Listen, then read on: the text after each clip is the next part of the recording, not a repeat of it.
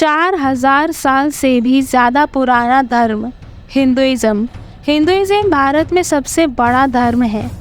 2011 के भारत के सेंसस के अनुसार 966.3 मिलियन लोग हिंदू हैं, जो देश की पॉपुलेशन का 79.8% कंट्रीब्यूट करते हैं, यानी कि एज हिंदू आइडेंटिफाई करते हैं। भारत में दुनिया की 94% हिंदू पॉपुलेशन है। फॉलोअर्स के अकॉर्डिंग हिंदुइज्म तीसरा सबसे फॉलोड रिलीजन है क्रिश्चियनिटी और इस्लाम के बाद। दोस्तों, हिंदुइज्म का कोई सिंगल फाउंडर नहीं है, इसका ओरिजिन काफी पुराना है। हिंदू अपने रिलीजन के लिए सनातन धर्म शब्द का इस्तेमाल करते हैं, जिसका मतलब है इटर्नल फेथ। भारतीय उपमहाद्वीप में 4 मुख्य धर्मों का जन्म स्थान है, हिंदुइज्म, बुद्धिज्म, जैनिज्म और सिखिज्म, जो मिलकर भारतीय धर्मों के रूप में जाने जाते हैं। भारत विश्व में वो तीसरा देश है जहाँ हिंदुइज्म प्रमुख धर्म है। माना जा सकता है कि हिंदुइज्म पृथ्वी पर सबसे पुराने धर्मों में से एक है। आर्कियोलॉजिस्ट के अनुसार 4000 BCE से 1500 BCE के बीच इंडस वैली फ्लरिश हुई थी, लेकिन कुछ अनजाने कारणों की वजह से ये सिविलाइजेशन अचानक से मूव आउट कर जाती है, यानी कि ये जहाँ पे रह रहे थे ये सारे लोग वहाँ से चले जाते हैं। ये फिर से रीसेटल होते हैं नॉर्थ वेस्टर्न इंडियन नेबर्स के साथ। इनका एनकाउंटर होता है सेंट्रल एशिया के ग्रुप के साथ, जो अपने साथ वॉरियर एथिक्स और एक रिलीजन लाते हैं जिसका नाम था वेदिज्म। इंडस वैली सिविलाइजेशन की रूइंस में आर्कियोलॉजिस्ट ने कई आर्टिफैक्ट्स डिस्कवर किए हैं, जैसे कि स्टैचूज और amulets of God and goddesses, huge temple tanks और योगा पोस्टर्स की मूर्ति। गुप्ता एम्पायर के दौरान जब भारत को गोल्डन एज ऑफ इंडिया कहा जाता था, तब हिंदू देवताओं को समर्पित पहले स्टोन और केव टेम्पल्स बनाए गए थे। दोस्तों, चलिए अब हिंदुइज्म के बारे में कुछ और बातें जानते हैं। हिंदुइज्म में वेदास और पुराण्स होते हैं। सबसे पहले हम जानेंगे वेदास के बारे में। वेदास, जिसका अर्थ है ज्ञान, ये वेदास 1500 BC से 500 BC के बीच में संस्कृत भाषा में लिखे गए थे। दोस्तों, अब यहाँ पे हम एक फैक्ट जान लेते हैं। दोस्तों, मोस्टली संस्कृत को the mother of all languages कहा जाता है। भारतीय उपमहाद्वीप के पश्चिमी क्षेत्र में वेदास 4 प्रकार के होते हैं। इसे हम इंडो आर्यन वेदास भी कहते हैं। ये वेद कुछ इस तरीके से हैं: ऋग्वेद, सामवेद, यजुर्वेद और अथर्ववेद। सबसे पहले हम ऋग्वेद के बारे में जानते हैं। ऋग्वेद जो सबसे पुराने वेदों में से एक है, इसमें हिंदू संस्कृत जुड़ी हुई कई बातें कविता यानी कि गानों की तरह लिखी हुई हैं। ये हाइम्स 10,600 वर्सेस में लिखे हुए हैं। वर्सेस का मतलब होता है किसी भी सेंटेंस को राइम करना। ये जो 10,600 वर्सेस हैं, इन्हें 10 बुक्स में लिखा गया है। इन्हें मंडल कहा जाता है और 10 मंडल मिलाकर ऋग्वेद बनता है। ऋग्वेद की एक खास बात ये है कि इसके तीसरे मंडल में गायत्री मंत्र लिखा हुआ है। अब हम जान लेते हैं यजुर्वेद के बारे में। यजुर्वेद में सारे धार्मिक कामों को हिंदू रीति रिवाजों से संपन्न करने की विधि दी गई है। यजुर्वेद का मतलब है रिचुअल नॉलेज। जो भी मंत्र होते हैं वो भी इसी वेद से आते हैं। यजुर्वेद को 2 पार्ट्स में डिवाइड किया गया है, जिसमें कृष्ण यानी कि ब्लैक या अंधकार और शुक्ला यानी कि व्हाइट या रोशनी से दर्शाया गया है। आज के दिन यजुर्वेद में 40 अध्याय हैं और 1975 मंत्र हैं। चलिए अब हम बात करते हैं सामवेद की। सामवेद का अर्थ है गीतों का ज्ञान। इसमें 6 अध्याय 1875 मंत्र हैं। इसे इंग्लिश में बुक ऑफ सॉन्ग्स भी कहते हैं। सामवेद को भी 2 भागों में डिवाइड किया गया है, पार्ट 1 गाना और पार्ट 2 अर्चिका। दोस्तों, हमारा आखिरी वेद जो कि है अथर्ववेद। अथर्ववेद का मतलब है store house of Atharva, the procedure of everyday healthy lifestyle. इसे वेदा ऑफ मैजिकल फॉर्मूला भी कहा जाता है। अथर्ववेद 20 बुकों में लिखा हुआ है। इसमें दुख से, बीमारी से बचने के लिए, दुश्मन पर विजय पाने के लिए लंबा और स्वस्थ जीवन जीना चाहिए, इन सब के बारे में लिखा गया है। ये तो बात हुई वेदों की, लेकिन उपनिषद भी हमारी संस्कृति में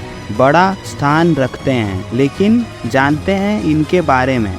उपनिषद वैदिक ग्रंथों का एक संकलन है। उपनिषद हिंदू धर्म का एक पवित्र ग्रंथ माना जाता है। इसे ब्रह्मांड व प्रकृति का अंतिम सच माना जाता है, जिसमें कई धर्म जैसे कि हिंदुइज्म, जैनिज्म और बुद्धिज्म के कुछ मुख्य धार्मिक चीजें हमें बताई गई हैं। इन्हें वेदांता भी कहा जाता है, जिसका अर्थ है वेद का अंत। और ये हिंदू धर्म पवित्र ग्रंथों में से एक है। हिंदुइज्म में ट्रिनिटी का कॉन्सेप्ट माना जाता है, जिसमें 3 मेजर गॉड्स हैं, Brahma the creator, Vishnu the preserver and Shiva the destroyer. Hindu मान्यता के अनुसार उसमें ये माना जाता है कि ब्रह्मा, विष्णु और महेश यानी कि शिव जी का जीवन प्रकृति है। जैसे कि हमने अभी बताया, हिंदू धर्म में मुख्य रूप से 3 देवता हैं। ये 3 देवता हिंदू धर्म की संस्कृति माने जाते हैं।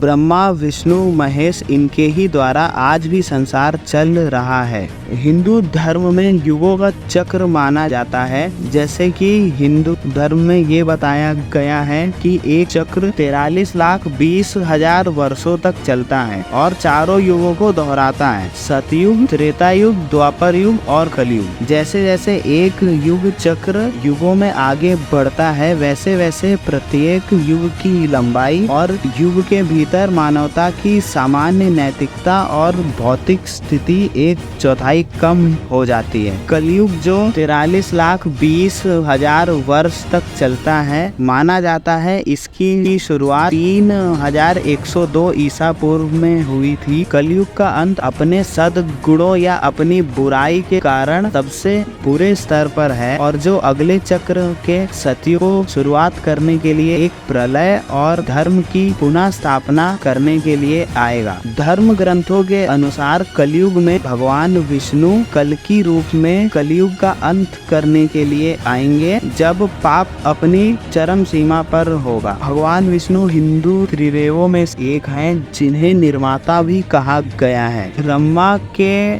धरती के निर्माण के बाद विष्णु धरती का संरक्षण करते हैं। भगवान विष्णु के अवतारों को दशा अवतार कहा जाता है। भगवान विष्णु अमृत मंथन के वक्त हलाहल से निकलने वाले अमृत को जब धारण करते हैं, तब वो एक स्त्री का अवतार ले लेते हैं, जिसका नाम मोहिनी होता है। भगवान विष्णु के 10 अवतार हैं, मत्स्य, कुर्मा, वराह, नरसिम्हा, वामन, परशुरामा, रामा, कृष्णा, बुद्धा एंड कल्कि। इस समय चल रहा युग कलयुग है और भगवत पुराण की भविष्यवाणी के आधार पर इस युग के अंत में कल्कि अवतार होगा, जिसके अन्याय और अनाचार का अंत होगा तथा न्याय और शासन होगा, जिससे सतयुग की फिर से स्थापना होगी। दशा अवतार के संबंध में कुछ ग्रंथों में अंतर भी पाया जाता है। कुछ धार्मिक मान्यताओं के अनुसार कृष्ण ही परमात्मा है और दशा अवतार कृष्ण के ही अवतार हैं। हिंदू धर्म एक बहुत ही समृद्धि और परंपराओं वाला धर्म है। इनमें अनेक देवी देवताओं और ग्रंथों के माध्यम से हमारी संस्कृति संस्कार के विचार को प्रकट किया गया है। इस धर्म की धरोहर को हमें आगे बढ़ाना है और हम सबको अपनी परंपराओं का सम्मान करते हुए उनका मूल रूप से पालन करना है। हिंदू धर्म के माध्यम से हमें